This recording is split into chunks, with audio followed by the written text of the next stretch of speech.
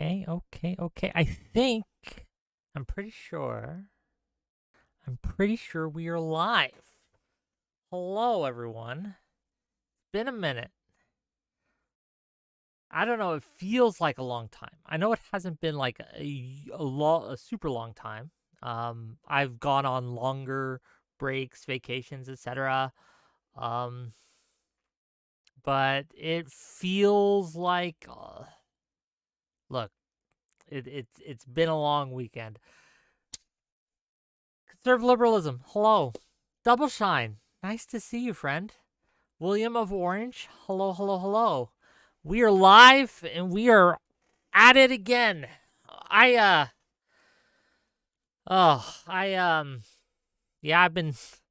been mourning this weekend. It's been really tough. I had a debate scheduled for today. So before Friday, when Tinkerbell sadly passed away, I had a whole slew of stuff planned, right? That I was going to get together, get ready for things, get things set up, etc. One of the things, I had two things that were like in place that I didn't need to do anything about, except for like make some confirmations with people. That's all. And that's not very intensive work, right? It's just a checking, hey, we still on for this day at this time? Good, cool, good. What we were going to do tonight was debate a man who challenged me publicly to a debate. Bad Burrito Boy. I don't know him. He used to be the Yankee Tanky, I guess. He debated Dylan once. I don't know. Again, I don't know much about him. I don't know who he is. But his contention was that the only way you can truly be pro-Palestinian and pro-Palestine is if you were pro what he termed the axis of resistance, which was United Yemen, Hezbollah, and Hamas. Unless you supported all three of those, you couldn't really be pro-Palestinian. I obviously disagree. I think that, in fact, if you are pro-Palestinian, at least with Hamas, you have to be against Hamas, right? Hamas is antithetical to a free Palestine. Palestine will never be free as long as Hamas exists. So, yeah, we were going to have a discussion. But he, as soon as I tweeted it out, I confirmed last night. Everything was good. We were good to go. But as it turns out, he texted me, or he DM'd me, I should say, like 2 hours ago, maybe 3. Said his basement was flooded, so he couldn't make it. And I understand. Things come up. Things happen. So I was like, well, do I just want to cancel it and just not do anything tonight? I mean, that's what I wanted to do. I'll be very clear. That's what I wanted to do. I wanted to just be like, okay, fuck it. I don't want to stream right now. But I've been wallowing. I've been kind of like isolated myself a little too much over the weekend. And I needed to just hit the start button and go, right? And do something. So tonight we're going to do call-ins. We're going to talk about whatever it is that's on your mind. If you want to call in and talk about political events, if you want to call in and talk about cultural issues that have come up, by all means. Obviously what's on my mind is dealing with loss. Grief, processing, all that. For those of you who do not know, who are unaware, Friday, my dog, Tinkerbell, passed away. She died. She was 9 years old. I had her for about 5 years. I got her just before the pandemic. So yeah, about 5, maybe 4.5, 5 years. She was having trouble on Wednesday night. I didn't know what was wrong. So Thursday in the morning, I took her to the vet. The vet said that she had a bacterial infection. They gave her a couple shots. They gave her some other things, and they gave her some medicine, right? They said that she should. They didn't know if she'd get better or not, right? I guess it had been in her lungs or something, but they gave me medicine, and I took her home. Some pain medicine, some other things. Thursday night, she was doing all right. She wasn't getting worse. She was getting a little better, I thought. But then when I woke up Friday morning, she was dying. It was very clear she couldn't move. She was trying her best to move, right? Trying her best to be, happy to see me awake and things like that. She tried, and it was clear she wasn't going to make it. So for about an hour, 2 hours, I sat with her, just tried to make it, as painless as possible for her, and let her know that she was loved and that I was with her. And unfortunately, she passed away, and I've been dealing with that. So if I'm low energy tonight, that is why. Please don't take an offense that I'm not super wicking out like normal, right? But it's hard, right? I love my dog, and it was unexpected. It was out of the blue. Like this time last week, she was up, she was playing, she was chewing on her chew toys, right? Running around, doing her thing, right? Like she always does. And it just like a bolt from blue, just like over a matter of days, and it was it. No Cal Mike, nice to see you. Wheat Waffles, hi. How's it going, gang? But yeah, that's what I've been up to. It's not fun. I've been I had to cancel our Friday show. And I'm sad I did. Friday was a great show. Like I had a great set of guests for you guys. I had Adam Mockler coming on. We had I'm Really Important. We had Counterpoints, Principles Before Politics. They were all going to come on, and we were going to have a really great discussion. But I just couldn't stream. I couldn't stream. You guys wouldn't have liked it, right? I would not have. I mean, unless you wanted to see me, a grown man, cry. If you wanted to see a grown man cry like a baby, yeah, it's really tough. Thank you for the condolences. Appreciate it. And to all those who DM'd me and reached out, I do appreciate it. Like, sorry if I haven't been super there, right? But I'm weird with grief. I'm weird with it. I don't know what to do with it. Like, I don't want to wallow. But at the same time, like, I even debated telling you all, right? Like, because there's this weird thing that happens when there's loss and things, especially when it comes to the age of streaming and content and things like that. I didn't want it to be content. That would have been crude. But at the same time, I think you guys deserved to know what was going on with me. So, yeah. But, ladies and gentlemen, let's do some call-ins, okay? Let's see what's on your mind. Who we got in the waiting room here? Okay, we got Zephyr, I think, was first, and then we got Brianna Wu. So if you want to call in, here's how you do it, okay? ! Discord in the chat. Or if you click this link, if you're on YouTube, you click this link, you accept the rules, okay? And then you jump backstage, and I'll try to get you in the order you come in. And we can talk about whatever happens to be on your mind. Hello, you're live.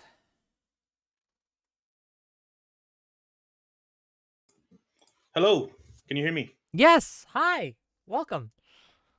Hey, well, Wick, first of all, my condolences Thank you. for the passing of your dog. Hope she's in a better place and hope Yeah. you recover soon. I do too. Yeah, it's hard. I've had three. No, I've had. Well, let's count three. Um, the dog I had when I was like 8, it wasn't really my dog. It was like kind of the family dog, right? And so that was sad, right? But I had moved out, but by the time it passed away, and I hadn't seen it for a couple of years. Um, so it was still sad. It still hurt, but it was easier. Um, the first one that really like hit me was probably Leilani, dog we got in Hawaii. Um, that was tough. And then Sparky was the one I had before Tinkerbell. Sparky was the dog I had for the longest. I had him for about 12 years. I got him when he was 2 years old from the pound. He was a shepherd mix. Good boy, as all dogs are, right? He was great. He loved and he was old. He was like 14-ish when he passed, so it wasn't too unexpected. I could understand it, right? But yeah, and it was sad. It sucked. Then I got Tinkerbell.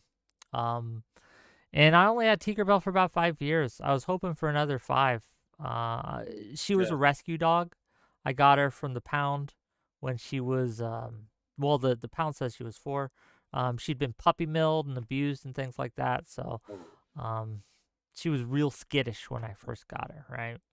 And luckily, I grew on her, and she was happy. She was a happy dog, and unfortunately, yeah, just happened. But yeah, that's me. Sorry, I didn't mean to rant. How are you? Oh, of What's on your course. mind? Well, I was gonna discuss some political stuff, or Please wanted give your it to me. opinion. Let's distract me from this. Come on, get me out of my Well, funk. since we last spoke, Mm. it seems to me that Joe Biden or Democratic Party has done a flip on Israel Palestine issue, and it seems like they are pressurizing Israel to for ceasefire. Like a ceasefire would be the most obvious thing, and then also then reining in the operation of eliminating Hamas. And I'm wondering what's triggered that switch. It seems to me there were 2 votes in the UN, and between the 2 votes, maybe obviously there's some wording that has changed, but it seems that just before that vote, there was some sort of pressure on the Democrats to stop supporting or funding Israel, um, or maybe at least putting pressure on them. So yeah, I'm wondering what are your thoughts? Like, what has triggered that? Well, first of all, I don't think there's been a switch. I think this has always been kind of the play. The issue was that the people calling for ceasefire on October 8th, that was just unrealistic. It just wasn't going to happen, right? There's no path forward that didn't involve no realistic path forward, I should say, that didn't involve some sort of retaliation against Hamas for what they did on October 7th, like Right. military retaliation. That just it was always going to be the thing. It would have been a mistake not to militarily retaliate. Now, that said, even then, even in the early days, Joe Biden was putting pressure on Netanyahu, was putting pressure on the Knesset or the Knesset, putting pressure on the Israeli government to kind of like, okay, make sure that you do this right, make sure that you do this right. But as it has gone on, it's become clear that they haven't done it right. They just haven't, right? They're not indiscriminately killing everyone because they hate them, like some would suggest. But it is time that I mean, you've retaliated enough at this point. Do we Yeah. can we really measure the effectiveness of such an operation in terms of just time that has gone by? Won't No. Shouldn't we be looking at the target that was set, which was eliminate Hamas and get hostages? Um. Like, shouldn't that be the Well, objective, and if you shouldn't that be look the at the so it's all about what's possible. It's what's possible given the resources we have and the time we have. Time is a resource.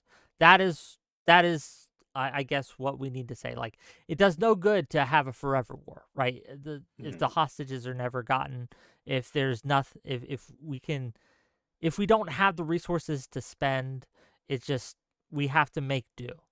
That said, I think that America, with its partners in the region, including Israel, including Egypt, um, including, I believe, Saudi Arabia as well. I could be wrong about that, but I believe Saudi Arabia was involved in the process. They did craft several pieces of proposals, I should say, to get a ceasefire. And I think they did include the release of hostages. So while it may not have entirely eliminated Hamas right out the gate, it would have gotten the hostages back.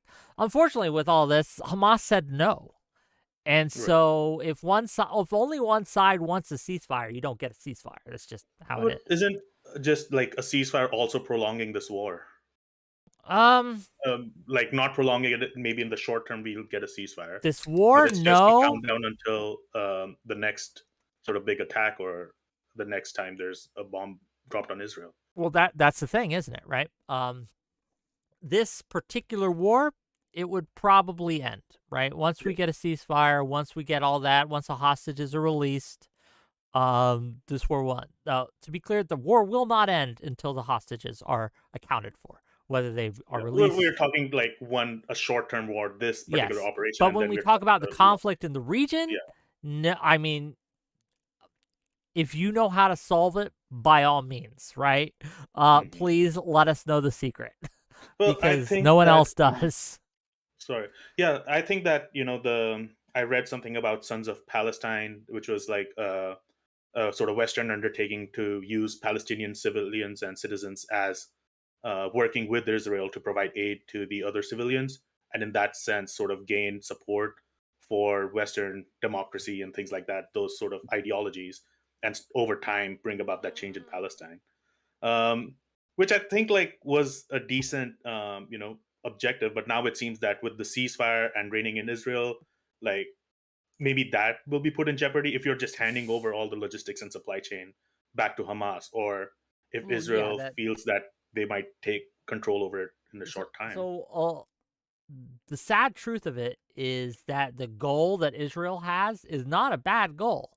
Getting rid of Hamas is a net good. If you want Mhm. to, if for people who want to free Palestine, and I include myself in that number, like I'm not anti-Palestine, right? Just because I'm not screaming death to Israel doesn't mean I don't want to free Palestine. I've Yeah. always from the jump, from before this war started, believed in, supported, wanted some sort of two-state or multi-state solution, right? I've heard proposals for 3 states and others.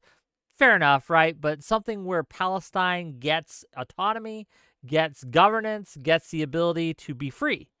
Um, the problem with that is it will never happen while Hamas has power there, right? While Hamas is in control of Gaza, you just can't have a free Palestine. It just won't be free.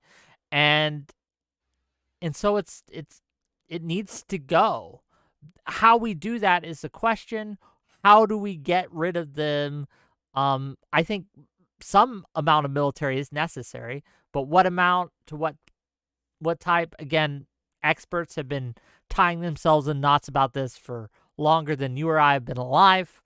Um, But yeah. if I were to suggest like the next steps, I think the number one thing that has to be done next is a two-state solution. Like Palestine needs to be included in the UN. It needs to be held to account by like a higher authority.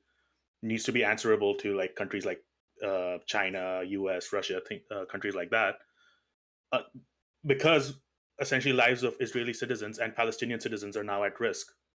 If there is a ceasefire, like it hasn't gone, I don't think it has gone through, or it's not at least as effective yet. But we are putting in the lives of Israeli and Palestinian citizens in danger Mm. by just getting a ceasefire done and not following up, or not having any follow up steps. Well, I don't think anyone wants like just a ceasefire, no follow up. I mean, maybe some do, but I don't think that anyone serious is proposing that that's the end of things. I think that most people just want an end to the current conflict, which again reasonable. But you're right to worry that this is just kicking the can down the road, that in another 10 years there'll be just more October 7th, and there has to be a solution. I don't know what that is. $2 from 𝕵𝖎𝖎 to say, 𝕵𝖎𝖎 I should say, to say, so sorry for your loss, buddy. Hail Tinkerbell. Thank you. I really appreciate it. But yeah, I don't know what the solution is. I don't know how to get there. But I do know that two things are true. There will always be Palestinians there in that region, and there will always be Israelis there in that region. And any kind of advocacy for the elimination of one group or another is abhorrent to me. One, I don't think it's realistic. I don't think that anyone that's not a monster wants to see either group totally gone. And two, I think that just in general, there needs to be some sort of coexistence. But that's my thoughts. Sorry, I'm still a little brain fuzzy, but that's what Of course, yeah. And again, I'm not holding you. I'm not going to hold you to account for every single thing you say today. So Oh, these are just please do. I mean, I'm not out of my mind, but I just if I don't phrase it artfully, please forgive me. Yes.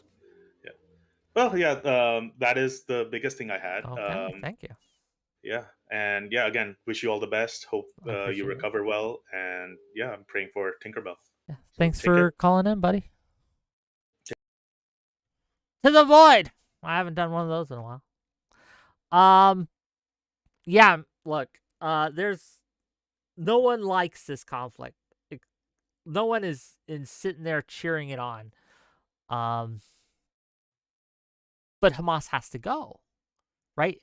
Again, if we want to free Palestine, two things have to happen. Hamas has to go, and Israel has to fucking let them be free.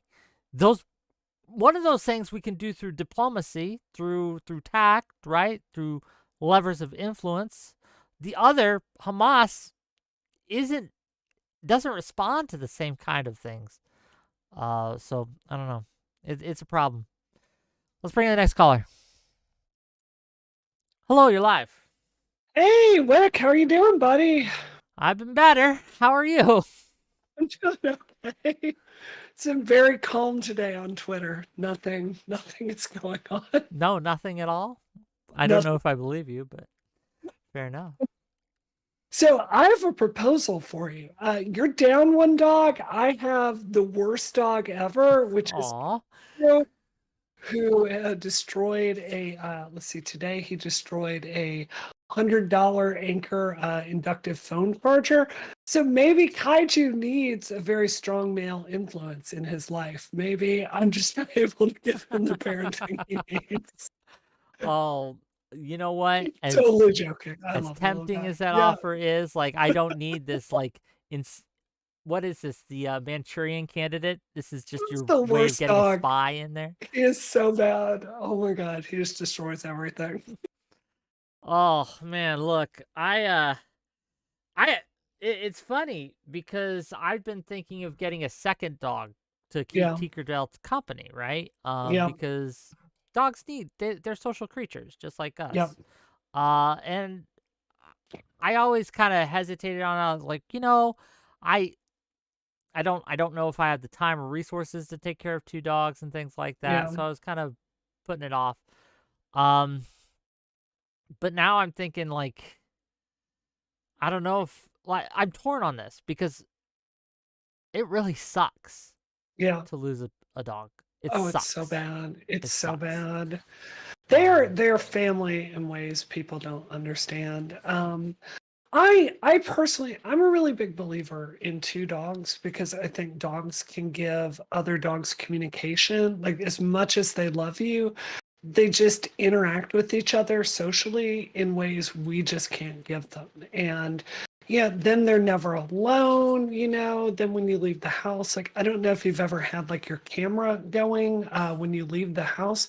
They really freak out. They really get super lonely when you're not there. So I don't know. I've always thought, I think it's in a lot of ways it's easier to have two dogs, but that's just me.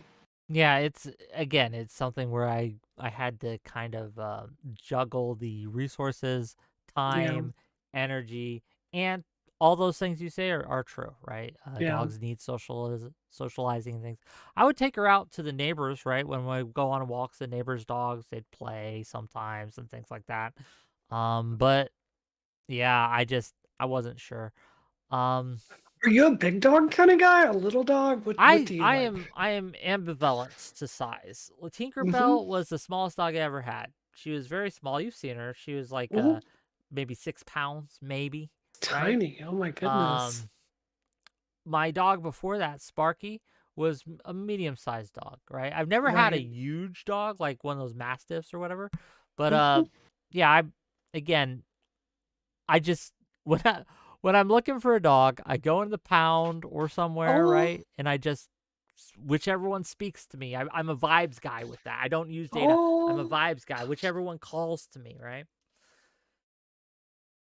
Oh, that's so tough. Yeah, no, I feel you. I feel you. I'm a big believer in small dogs, partially because small poop is so much easier to Fair enough. clean up.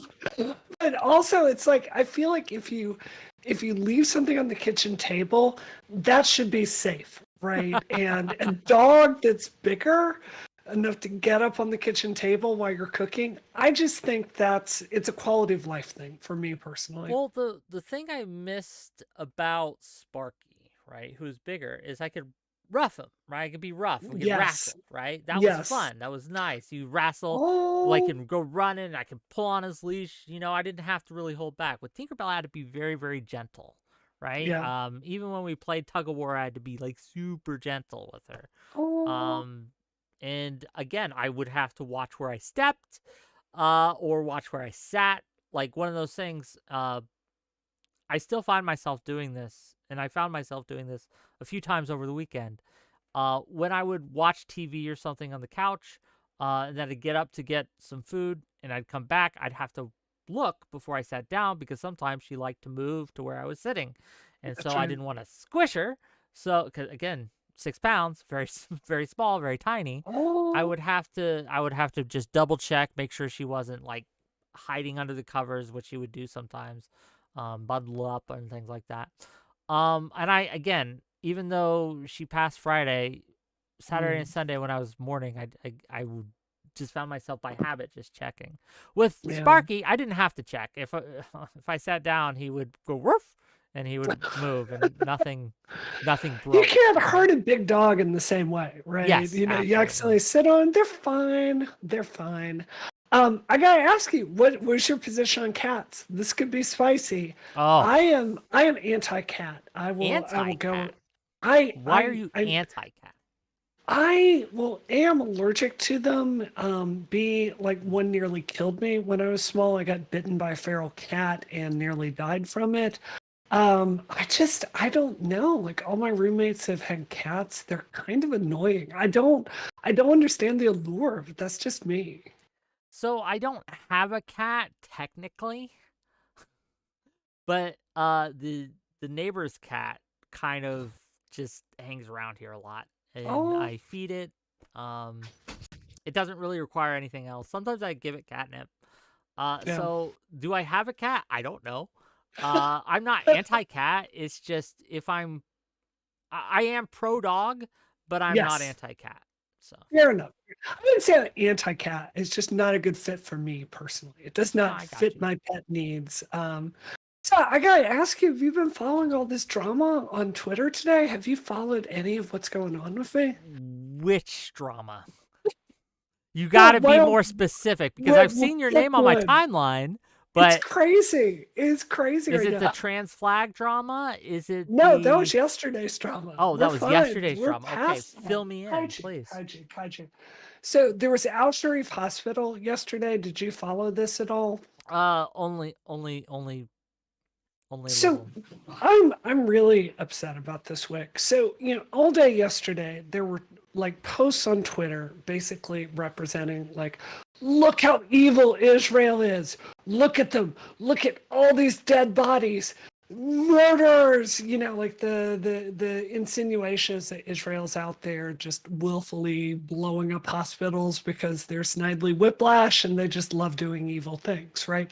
So you look into it and you go read like the Wall Street Journal, New York Times, CNN, and you see what has actually happened is Israel got intelligence that Hamas was basically working with Palestinian Islamic Jihad, and 400 to 500 militants were around here. They were using it as a command base.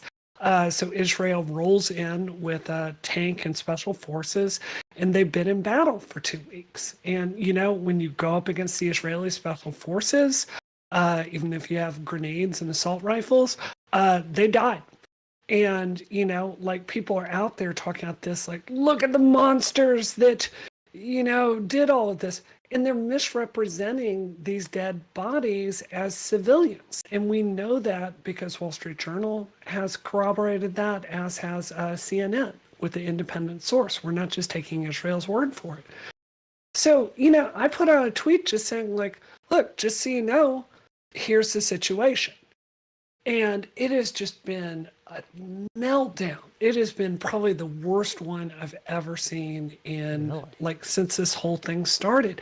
People really, really, really want to believe that Israel is just out there like slaughtering people. And it doesn't, like, the irony is I'm sitting there like linking, I'm showing my work, anyone can read the articles I'm talking about. I'm saying, look, there may be civilian deaths later. We just don't know yet. We should wait for more reporting. We can't even have that discussion, Wick. And it's really scary right now. It's so insanely difficult. Yeah. I don't know if you've seen the reports on the World Kitchen incident. Yeah. Did you? I need to look more deeply into this. Too. It looks horrible. It does look horrible. Yeah. And this is a thing, right? Like,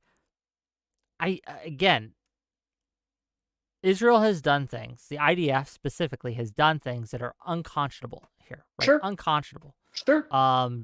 Strikes on refugee camps, these things. Again, are they doing it because they want to kill every Palestinian? No. Right? And I think that's where people mess up. But the problem is there's so much out there, right? That some of it's legit, some of it's not. It's incredibly hard to parse, right? It's incredibly hard for anyone to find out what is truth here because there's so many people so invested in just putting out their spin to everything. So when we talk about things like the Al-Sharif hospital, people have decided that Israel is evil. They've decided that. So everything they do is seen through that lens. Now, it's unfortunate because it does almost absolve them, ironically, of being held accountable like an adult or that's exactly right, Wick. Yeah. That is so well said. That is so well said. That is the problem, because you can't talk about the other issues if they're screaming bloody murder for stuff that may or may not be true. That is exactly it. And I don't know about you, but this food truck situation, like, I saw a bunch of tweets about it. And then Julia Ioffe, I don't know if you know her. She's really, really good. She's over at Puck News. She does a lot of Putin analysis.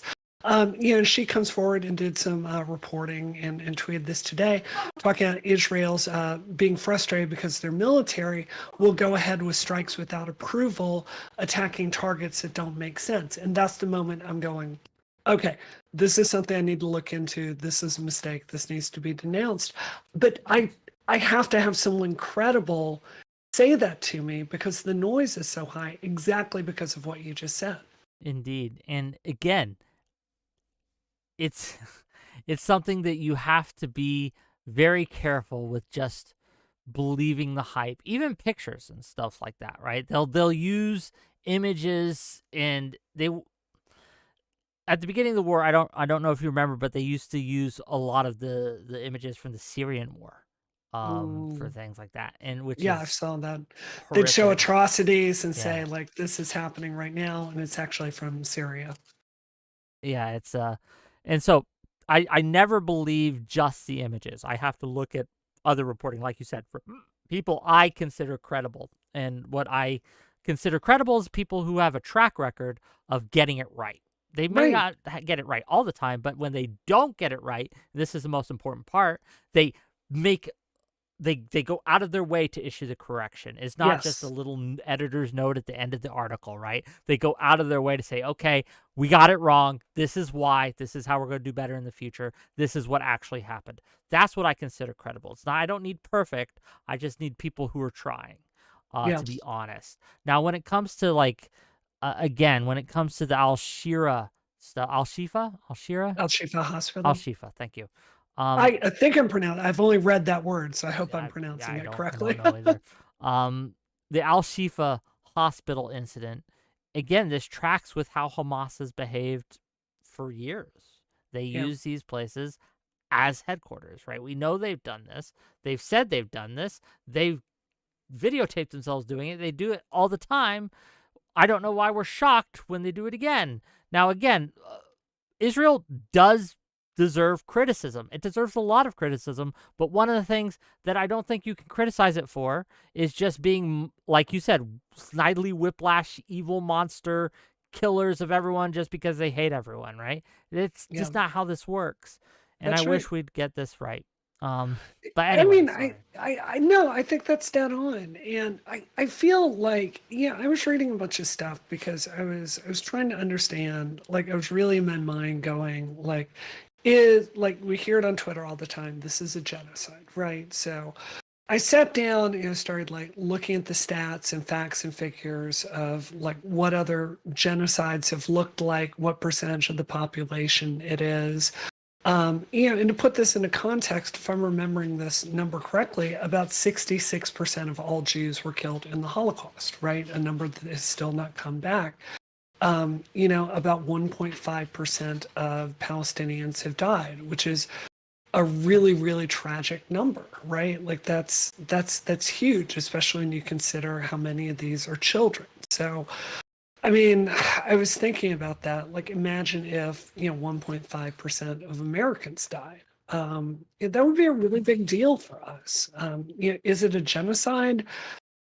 I don't think it is, because I think it requires like specific genocidal intent, but it's like this, it's like certain people are so insistent. It's not that they care about getting to a ceasefire. It's not that they care about taking care of the civilians that are trapped in Rafah and are not getting enough food and are being extorted by Hamas. Their focus isn't on the actual humanitarian crisis. It's on denouncing Israel and requiring you to use the most inflammatory language possible. And it's like, can we just not focus on the problem here? Because like my government, my president is actually really engaged with trying to get support over there. So that's how I feel. I mean, look, I agree. It's this problem, and this isn't just in this issue, unfortunately. It's something that I've seen a lot in the last 5, maybe 10 years.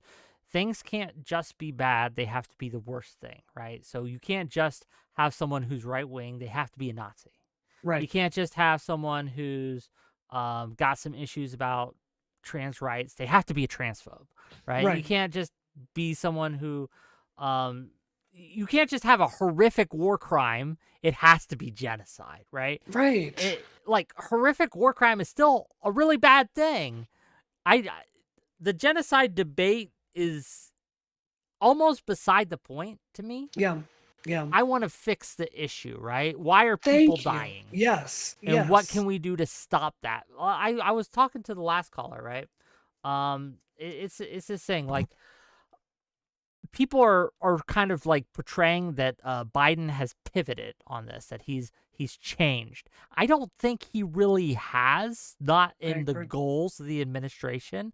The administration from the jump, from the get-go, was saying, hey, you got to do this right. If you're going to do this, you got to do this right. They, again, pressured Netanyahu to pull back from his one-day ultimatum that he originally gave. He got him to push it back a couple weeks, right? He got him to turn back water and again, turn back water and supplies and things like that. And fuel, I believe it was. Maybe it was electricity. It's one of those. this isn't new. Like, they've always wanted an end to this conflict. What they haven't done, and this is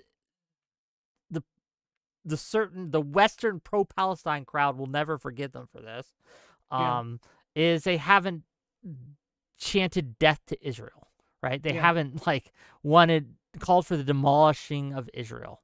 And that's just, if you don't take that step, you can never be pro-Palestine enough for these people. I don't understand it, but it is what it is. Did you see the video today of Free Palestine people in New York cheering like bomb Tel Aviv? Doesn't sound like ceasefire to me. Yeah. I mean, Wick, I'm really genuinely having a crisis of conscience because most of the people that feel that way are progressives. And I've been working on progressive politics for a decade, and it's like if you're talking about bomb Tel Aviv, you're talking about World War III. You're talking about it's like the horror that they're talking about so cavalierly. Like I'm really just, I don't know what the fuck is happening to our movement. One thing I would encourage you to get off the Fair internet enough. because most grass toucher progressives do not feel that way. A lot of them do condemn Israel. A lot of them are very critical of Israel. That's true.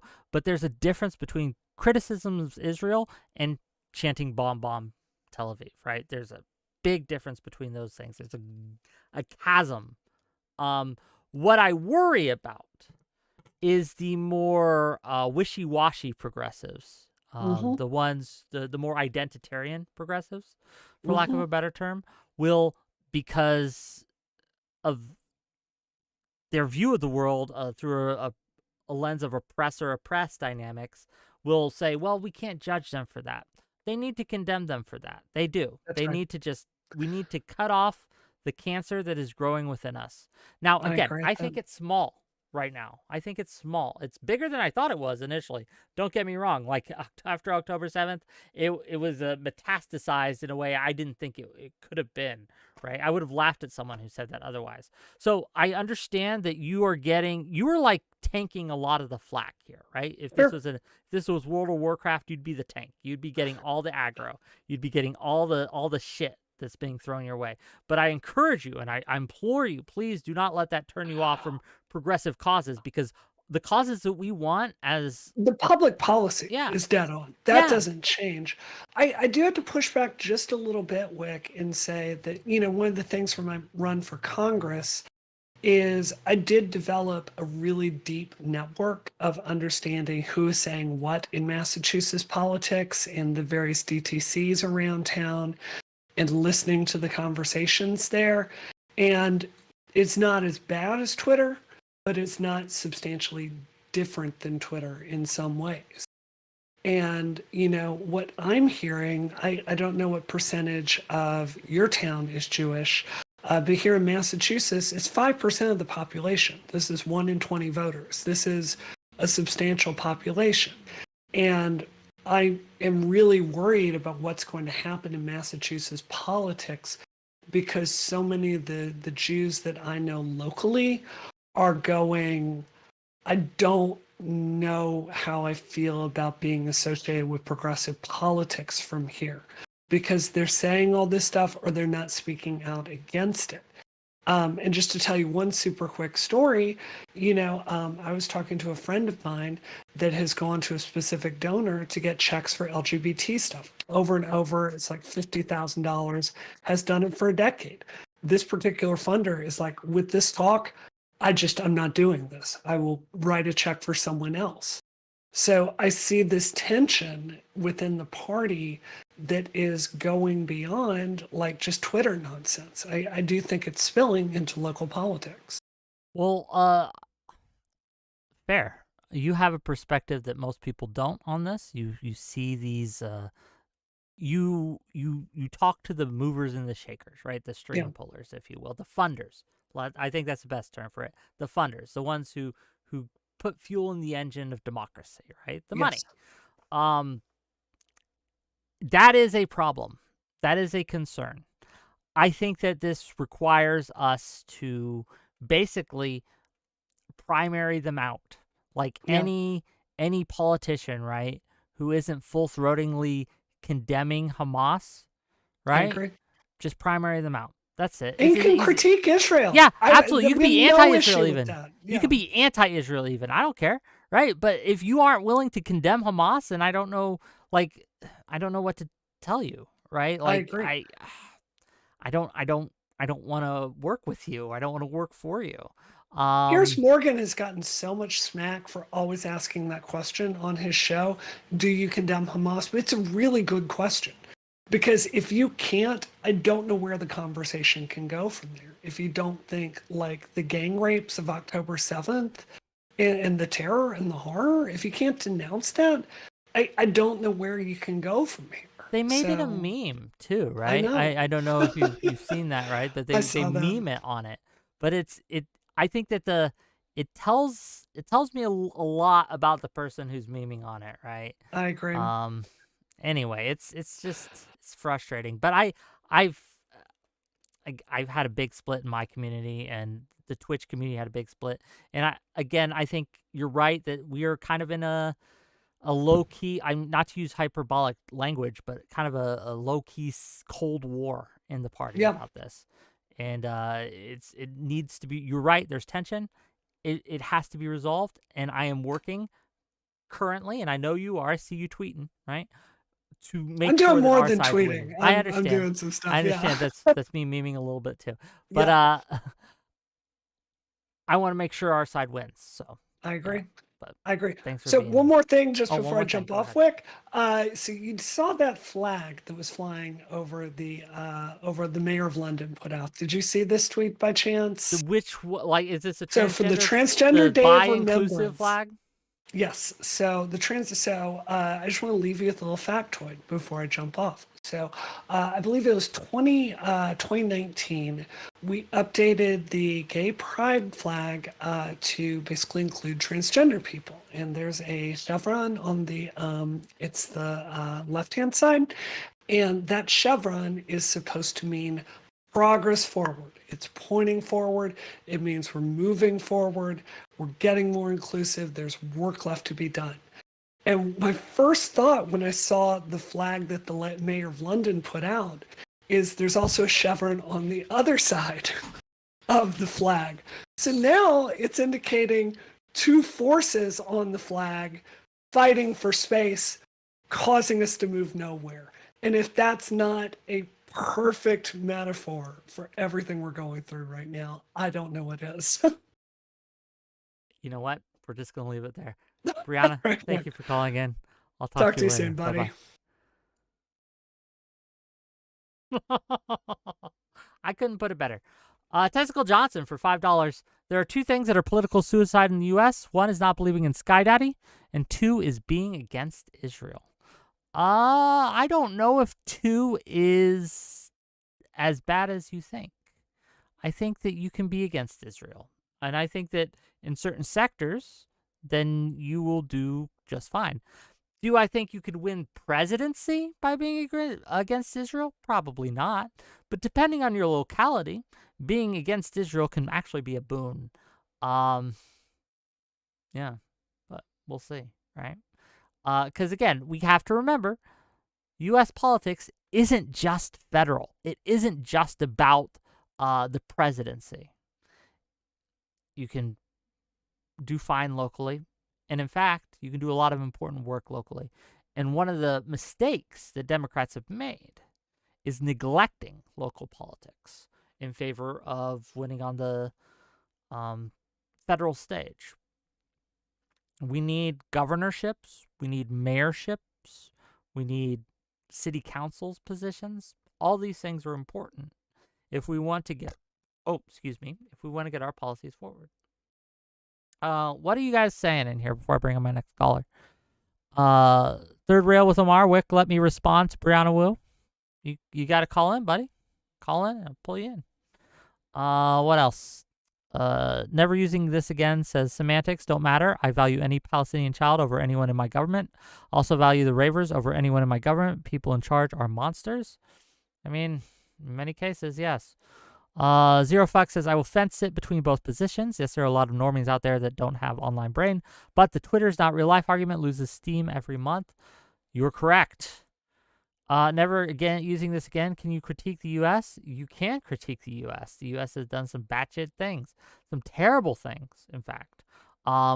Look into what the U.S. did in South America if you want to see some monstrous shit. Pretty bad. The Big Nick. Well, the Big Nick's being the Big Nick. Fair enough. Yeah. Let's get the next caller. Hello, you're live. Oh, hello. Hi. What you got for us? Oh, Brianna left. That's Yeah, she wasn't. She was just calling in. We're just doing call-ins today. Sorry. I really wanted to talk to her about Israel. Am I not good enough for you?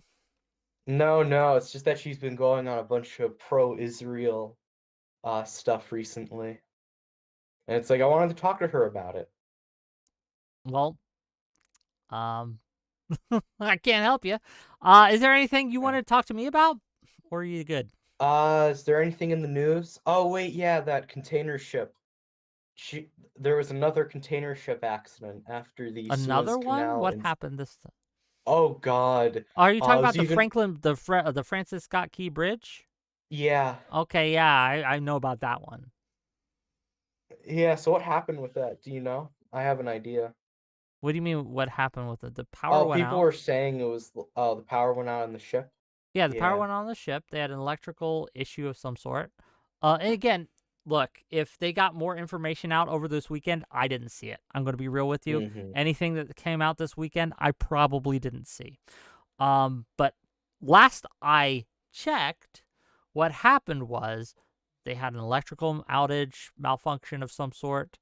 They couldn't get it back in time, and when they did, it wasn't enough time, and the current took them in, and they plowed into it. Yeah. Well, do you have a different theory? Oh, God, no. I was trying to talk about how some people on the internet believe that it was minorities and, like, diversity hires that caused, like, the power outage. Because of the competency DEI crisis. stuff? I see no evidence of it. Right. Yeah, me neither. Anyway. But yeah, it's one of those things where, like, especially, again, just hours after it happened, to come out with a take like that. Why do we always do this? We use tragedies as a way to shoehorn in our politics and to beat the political drum, whatever it is that we want to beat. There is nothing wrong with waiting for more information before figuring out what went wrong and what we need to do about it. But unfortunately... Short Fat Otaku's, like, waited years to release the trucker video. There's got to be a good reason. One more day, I guess. One more day. No, yeah, because anyone who talks about the trucker video, he adds a day. Okay. I saw him release it for April's Fools, but yeah, I think it was like... Oh, but I was talking to this guy in backstage about our greatest ally, Israel. Our greatest ally, Israel. Yeah. I was trying to say that Israel's not a very good thing, and he was trying to change my mind. What do you mean Israel's not a good thing? USS Liberty incident, genocide in Gaza, influence on our politicians through laundering and means, also like religious stuff, how they use religion to get us to fund them. I don't know. I can send you a Vox, and I can send you a Vox, like... I'm sure you have a ton of data. But here's the thing. When we talk about Israel not being a good thing, we have to look at the alternatives. What would the alternatives you can condemn look the like? alternatives and Israel at the same time. Both can be really bad. You can. ideally, a thing that I am probably not allowed to say on YouTube would happen to both the leaders of Israel and Hamas in the same room. Why are we always doing this? Why are we always calling for horrible things to happen to people and then get shocked? Yes, shocked when horrible things happen to people. I don't know. I think that at the end of the day, the concept of Israel is actually fine. It's necessary. So you think there should be a Jewish ethno-state in the Middle East? Well, look what happens to the Jews that aren't in the ethno-states in the Middle East. Oh, wait, there aren't any anymore. I wonder why. Wait, I wonder what? There's no happened to Jews them. outside of Israel? In the Middle East? There's a few. Oh, I thought you were referring to... There's a few, but a few of the countries have none anymore. Yeah, Islam is a prick. So, I mean, if everyone around you wants you dead... And you can condemn that, and, like, Yep, Hamas. condemnations all around. All the people who You did can say bad both of things those are bad. are bad. Bad Yes. people doing bad things are bad. I agree. 100%. Thank you for calling in, caller. Anything else? Wait, you're letting me go? I Oh. am letting you go. You wanted to talk to Brianna when you got in here. What about Yeah, now I'm not talking to Brianna. you, and I enjoy it. Well, I'm glad you enjoy it, friend. I'm glad. But yeah, when it comes to Zionism and like saying that there When we should be say a Zionism, what do you mean by Zionism? Zionism is the belief that Jewish people deserve like a homeland, like in the historical Roman province of Judea, or like in that is now called Israel or Palestine, depending on who you talk to, that area of land. Okay. Obviously, it's not all Jews. Like, there are a lot of really nice Jewish people, and like, I have nothing against them. There's not a but to that. Treat people as individuals. The reason I ask is because every time, well, not every time, but most of the time I ask someone, what do you mean by Zionism? They have all these ideas in their head, right? There's a lot of different definitions floating around out there. For me, the one that I've always used, and I don't know if it's accurate, probably isn't to a textbook definition, right? But do you believe Israel has a right to exist? Yes. I don't believe any country has a right to exist, not even America. I do. Really? I do. I think that countries, or the people in the countries, have the right to govern themselves. The people in a country is different from a country. What's the difference? A country is a organized like government, and people are individuals. It's just a collection of individuals. Individuals do what individuals want to do. Enough of this group think, oh, we're all the same country. God bless America. God bless Israel. Like, we're all individuals, and we should be treated and judged as individuals. I think patriotism is good, though. Really? I do. I think it's a good to be proud of your country. If your country is worth being proud of. If your country does a good thing, I think it's okay to be proud of it. Now, again, that doesn't mean you should be like uncritical. You can love your country while acknowledging the faults that your country has. But for me, for example, God bless the USA. I love America. I do. Unironically, I think it's the greatest nation on earth. I think we've done more good in the world since our inception than we've done bad. And we've done some bad things. But I think that overall we are a force for good. Name one good thing that we've done. Well, I can name a few. No, I'm actually curious. Sure. I'm not trying to like get you. I'm actually curious. Well, I think us saving the South Koreans was a great thing. Oh, that was good. Yeah? Well, I haven't learned about that in school yet, so I don't have an opinion. How old are you? 17. Friend, thank you for calling. Call back when you're 18, buddy. Call back when you're 18. New York. I'm okay. New York City. I got. Gang! This is an 18 or up stream. 18 or up stream. Okay. No shade though. Thanks for watching the show, but yeah, I can't have minors on my stream. I'm sorry. I apologize.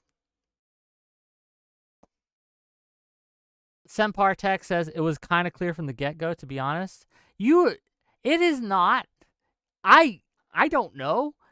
Look, there are a lot of people who sound like that. I've talked to grown-ass men, right? Non-smoker. Have you met him? He's my age. Well, maybe a little younger, but around my age. Dude has the same opinions.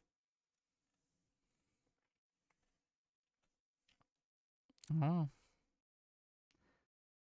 SCC Herring says, to say USA have done more good for the world than bad is a complete nonsense. It's a complete nonsense, huh? Much like that sentence structure.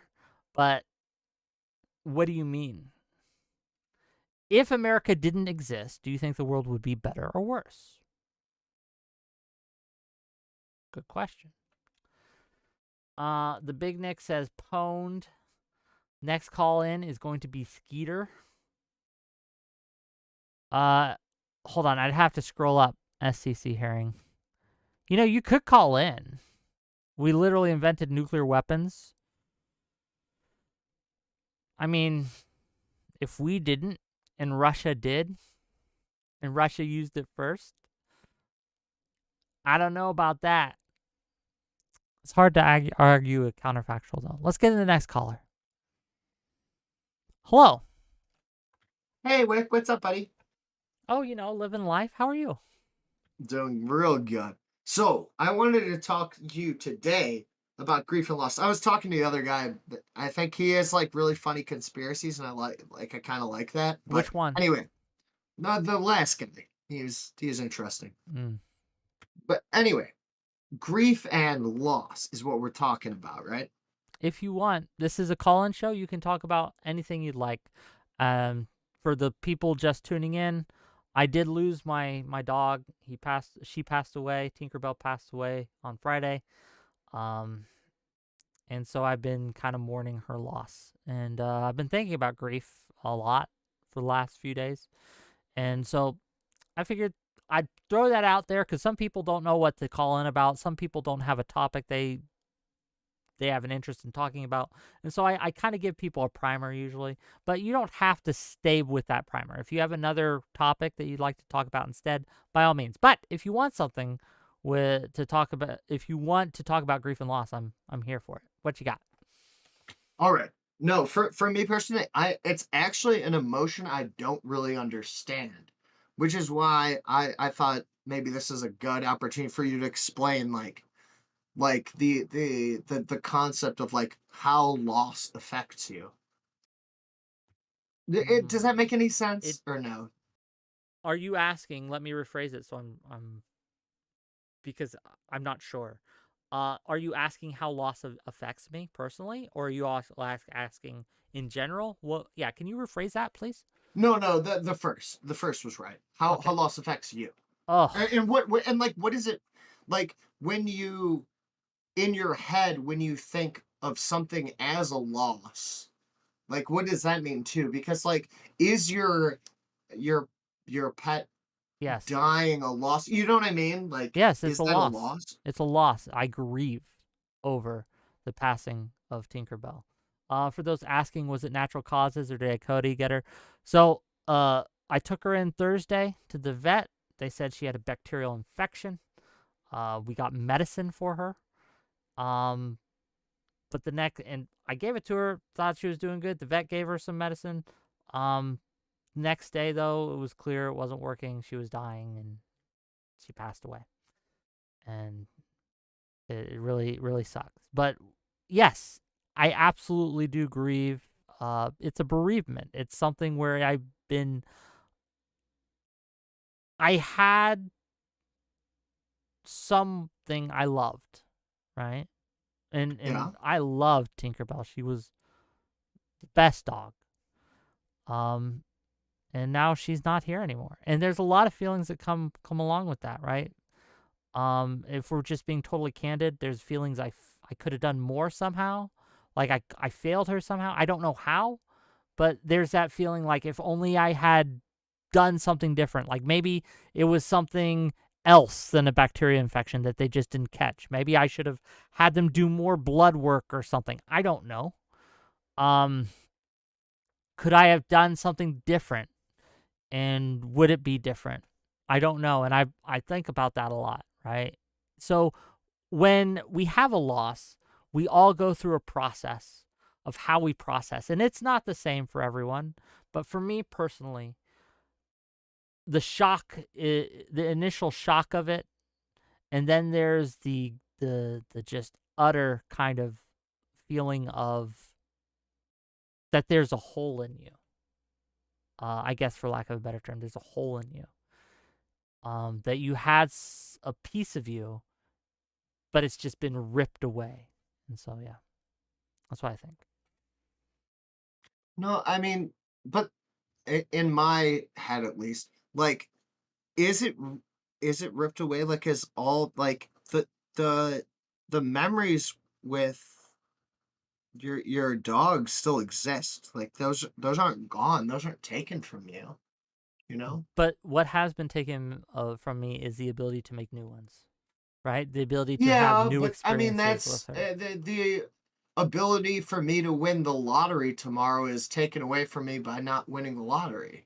Like to me, it like seeing it in terms of what might have happened in the future is just always unknowable. So, like you can't have these experiences of the past taken away from you. You have already had those, and those existed, and you love your dog, and you still love your dog. I don't know. I'm a crazy person, but I don't know. That's why I'm asking you about grief.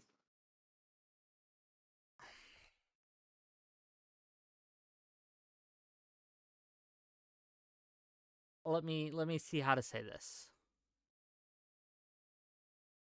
Yes, memories are always with us.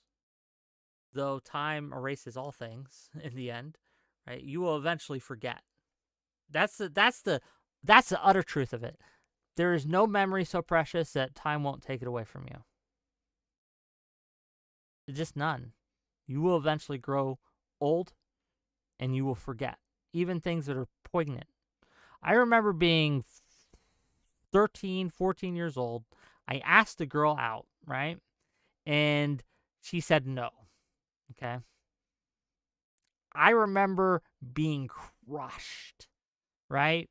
I remember that experience. And I thought at the time, and I remember distinctly thinking at the time that, oh, this would be the worst thing ever. I would never get over it. It would be a sting to my heart that I'd never overcome.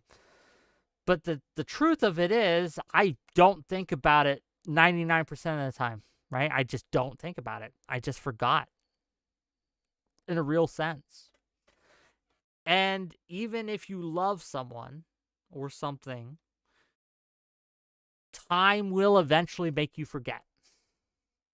It just will. Yeah, but isn't that more like a depressing thought rather than like I'm just trying to be what's true. poignant, like a poignantly painful, like something like grief should be sharp. You know what I mean? Grief. Whereas the idea that you're talking about right there initially is more sharp. of a slow, like, It's decay. both. It's both. Grief Or is a there is depression. the initial shock of it, but there is long grief, right? That takes place over years. And this is the thing. The reason why I mourn my dog, the reason why I feel loss, even though I still have very clear memories with her, is because I have been robbed. I have been robbed of the ability to make new ones, the ability to have the pleasure of her company, the ability to have just the everyday experiences with her that brought joy to my life. And that is why I'm sad, and that's why I miss my dog. Is there anything else? No, and I don't think it's unreasonable for you to feel that. Like, I just don't connect with that emotion, you know? I was just asking about that. Fair enough. But Well, it was good talking. it was good talk. I'll talk to you later. Bye.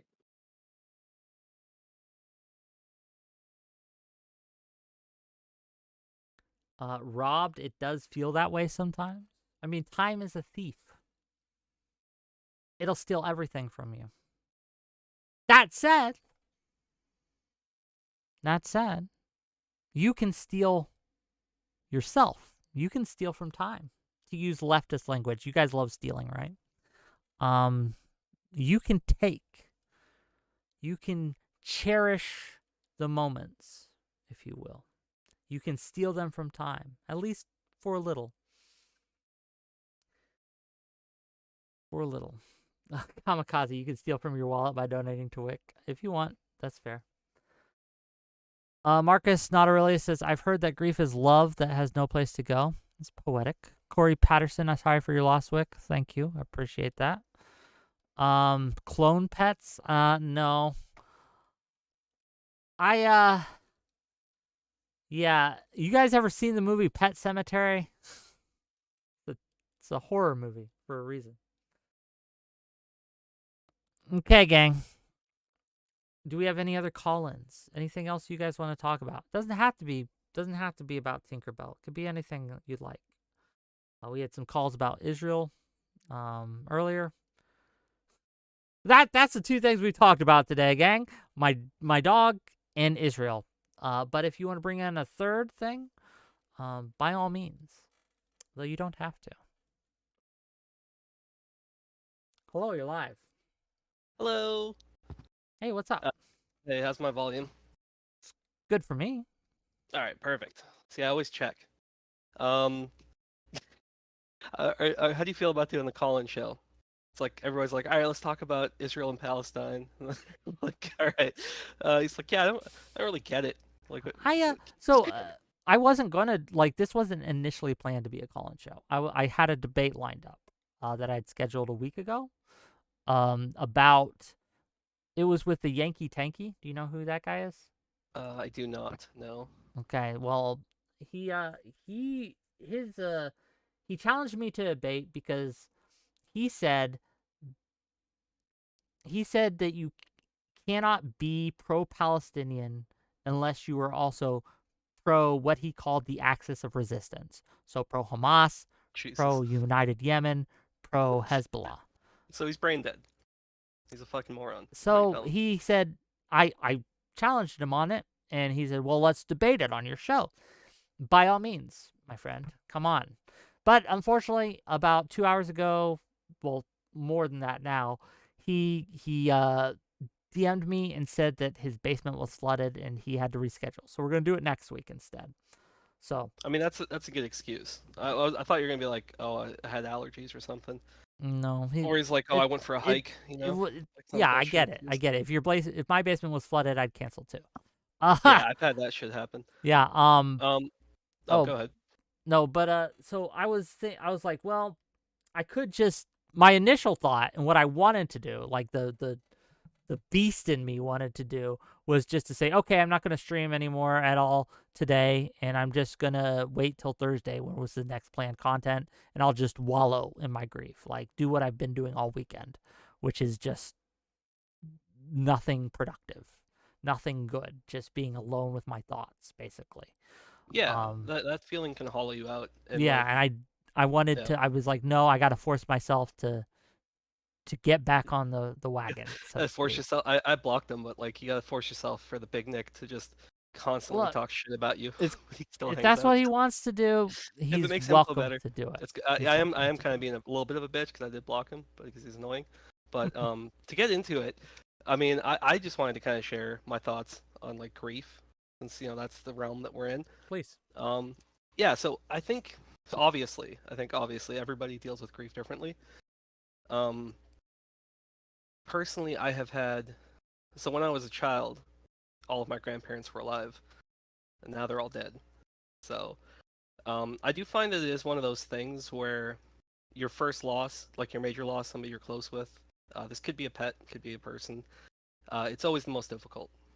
And I feel like that process, like, it's hard to say it gets easier, because it kind of doesn't, but understanding your own process becomes easier. So, yeah, I didn't have anything too deep to discuss, But I wanted to don't- kind of discuss the concept of time because you were talking about memories fading Yeah, they do. and things. And that's the Yeah. thing. Like the worst grief is the current grief. I disagree with your opinion, or your statement, I should say, that the first time's the hardest. I don't think it is. I think the current one is the hardest. What's happening to you now is the hardest, because the past ones you've dealt with either poorly or well, right?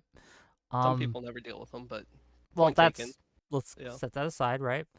But even then, like the new one, the current one just compounds on the failures of the past, right? Do we understand our process, or do we develop our process? And I think most of us develop our process. We learn, we develop our habits, whether they be good or bad. And I think that the healthy way of doing things is to understand your bad habits and act accordingly. I know for me, one of my bad habits, as I said, is I wallow, right? I wallow. I just isolate.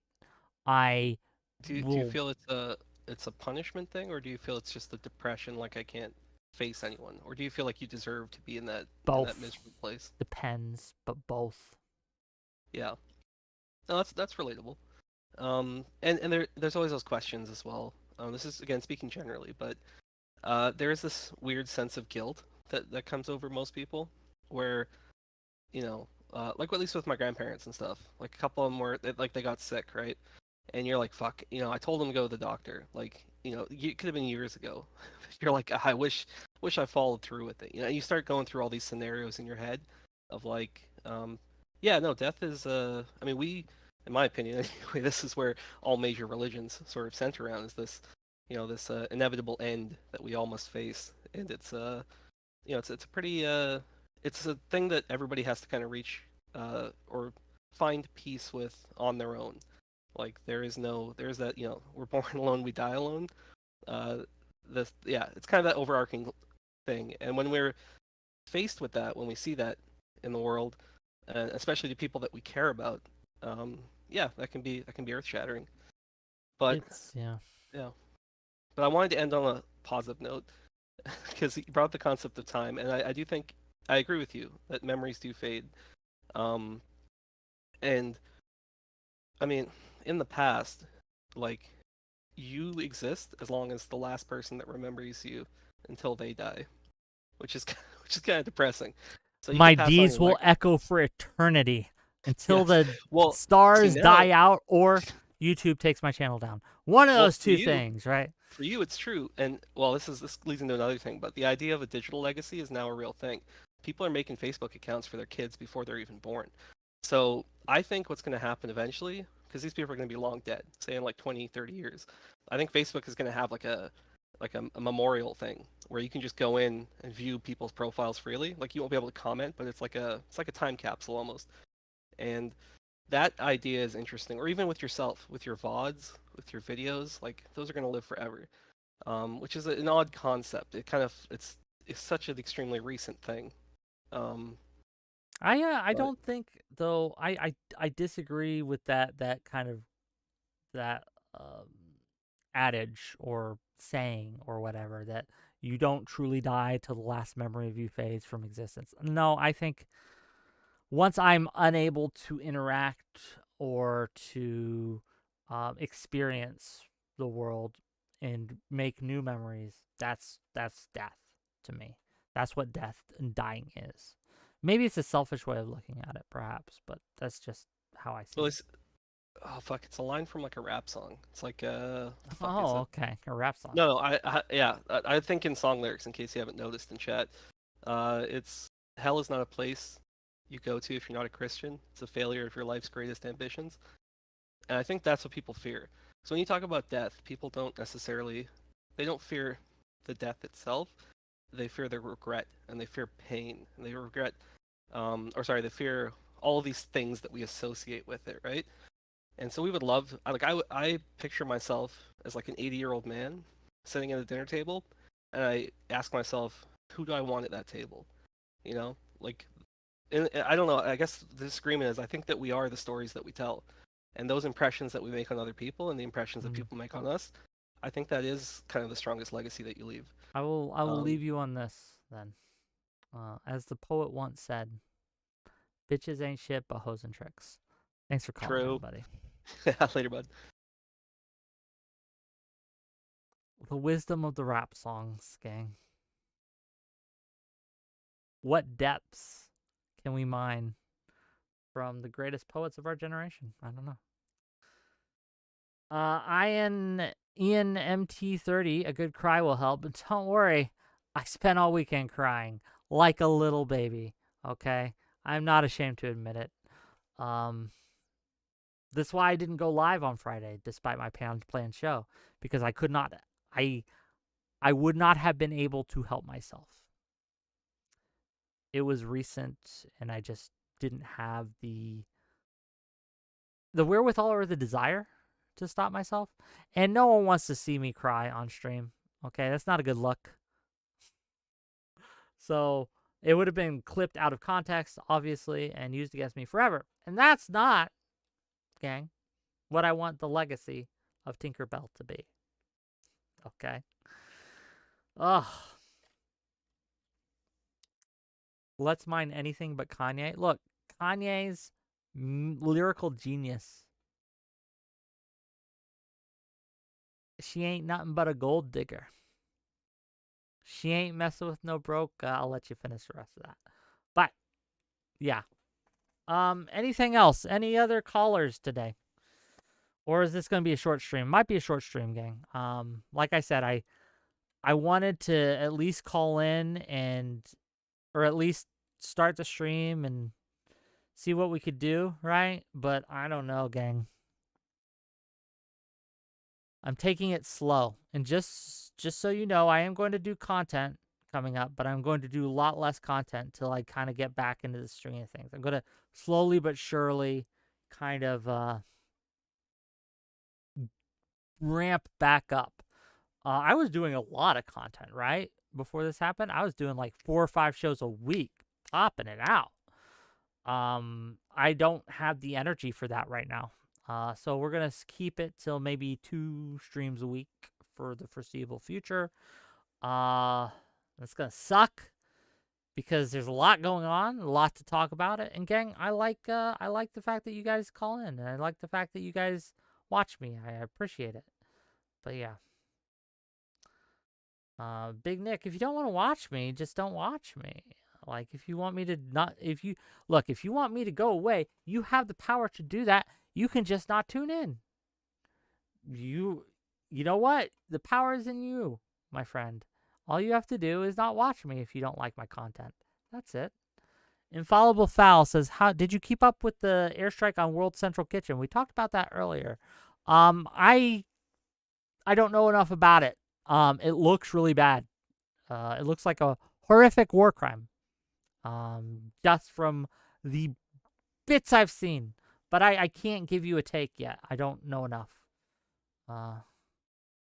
The Big Nick says, "Did you see that Girl Cry on Whatever podcast?" I don't watch Whatever podcast. They don't exist in my mind, in my reality, because I don't watch them. Why would I? That's not true. I watched them when my friends were on. Pixie and Strader Raid. I'll watch them then. But otherwise, I don't. I want to see me cry like that girl. You'd have to... Tell you what. Send me a clip of you doing that impression, and we'll play it, and then I can practice, right? I don't want to disappoint you. I want to get it right. So I want to make sure that I cry to the level of satisfaction that you'd like to see. So please, send me a clip of you doing that, and I'll try to imitate you. Ian MT says, Fairy Queen was on Prime Kai's about why liberal women like conservative men while being completely drunk. If you need a laugh, check it out. Gang, I have no desire to see drunk people being drunk. If I wanted to see drunk people being drunk, I'd go to a bar. Or I'd go to a club. No desire to see that. But, this is also why I don't drink on stream. It's a good rule. Don't do any kind of mind-altering substances and then get on stream. Don't smoke weed. Don't drink. Don't do any of that. Because people will see you. Kamikaze says, quick, someone link him Sarah McClellan. In the arms of the angel. Obi-Wan Kenobi says, Wick will never become a politician or an actor now. Why? Well, I used to want to be an actor, gang. Did you know that? I wanted to be an actor. I wanted to be a guy who starred in movies and shows and things. I think I'd be good at it. But I don't know. Seems like a lot of work. I never even tried. Am I a failed actor? I've never auditioned once. I still can be a failed actor? True. True, there's still time. Okay, gang. Who's streaming right now? Who are we gonna raid into? Who are we gonna go into? Stardust streaming yet? Is she live?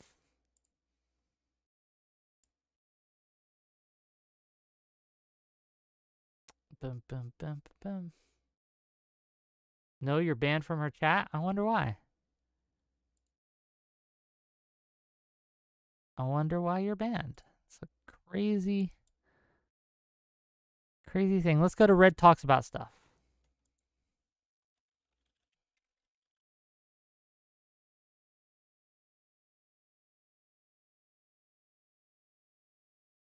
Remember to say hi, gang. Remember to spam those emotes. Let them know we're here. Let them know we're wicking out as best we can right now. And I'll see you guys on Thursday. Gang, Thursday we got a great show for you.